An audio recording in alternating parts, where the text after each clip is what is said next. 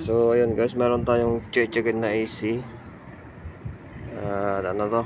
Empty yung kanyang refrigerant. So kinargahan ko lang ng konti para malaman kung gumagana pa yung kung lumalamig pa. Lumamig naman yung tubo niya. So i-double check natin, baka naman ay malaking problema ito. Patay na doon? Oo. Ayan, so check natin dito guys. Kung dito sa labas yung mga leaking o doon sa loob. Ayan.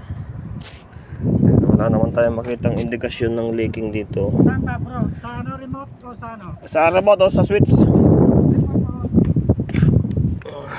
O baka naman dahil nilinis daw nila ito dati. Baka nilinis na ito.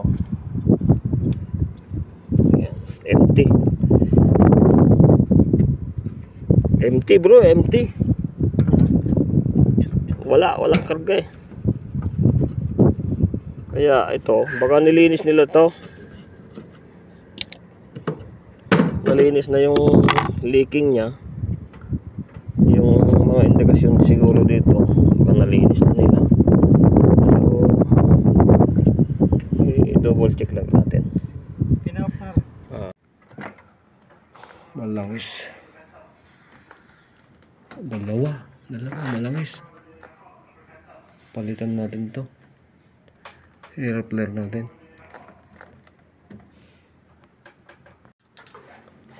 Nadali si bang karga.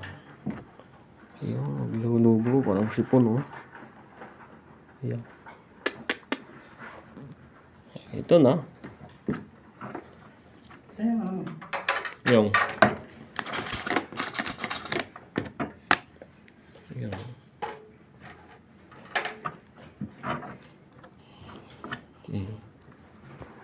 bumubula dito sa maliit. Wala na.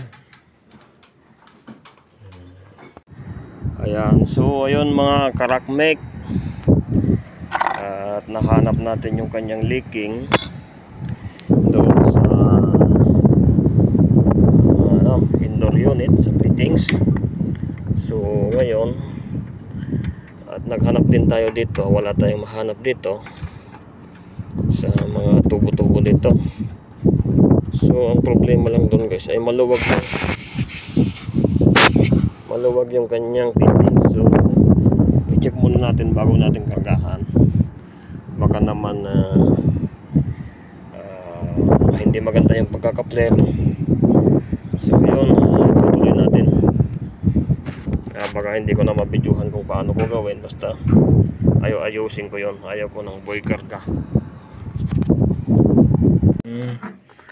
Ayun, pangit pala yung pagkaka-flare niya eh. May mga guhit-guhit. So kailangan i-repair natin to. Yun na lang din? Ito, kaya pa naman, ma-adjust pa. Ito lang, repair lang natin. Sige. Hindi naman niya binuksan yung yung... So yun mga karakmek, natapos na natin na ilagay yung fittings at na-repair natin. So pasingawin na natin para lumabas yung hangin dito para doon sa loob, hanggang sa loob. Okay, so ayan, ibalik na natin yung mga takip. So yun, pwede natin kargahan habang naglalagay ng takip. Ito. Ayan, para hindi mabigla. Ayan, mamaya natin full charge. Lagyan lang natin ng standing at mga 150 muna. Mandali na yan mamaya. Okay na. Wala nang bula. Wala nang mabula. Sige, ayos na. Remote niya. Siya, paanda rin mo. I-check na natin. Ayan o, 16 o. Ayan, ayos na natin.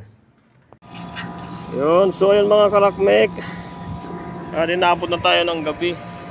Alas 7 na ng gabi. So papainal na natin guys, kargahan natin ng full charge para makauwi na tayo. So natapos na natin lahat, mga pag-repair ng leaking. So dito na tayo sa pagkakarga. Ayan. Ilagay lang natin na 120 para hindi masyadong persado ang ating compressor.